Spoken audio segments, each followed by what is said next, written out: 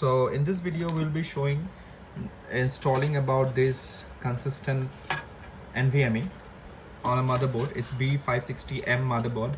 As you can see, there's an NVMe plot in here, and we don't have any GPU installed, but if we get any GPU, we need to just install the GPU first. And installing the NVMe is very easy. You just need to screw it in here, and as you can see, this port will be going in here. You can see this gap, so you'll be good to go. Is a you can put a SATA NVMe as well, SATA m.2 as well, or you can do NVMe, which this motherboard supports NVMe as well, so it's always better to have NVMe.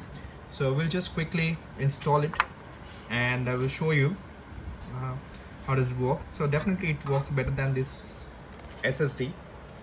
Okay, so we'll just quickly install it and show you guys. And if you have any GPU in here, you need to probably open it and then you can add this. Okay guys, thank you.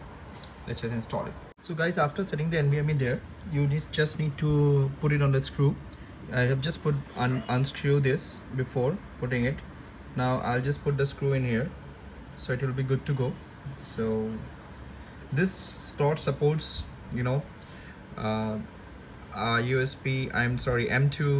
4th generation, but only with the 11th gen processor.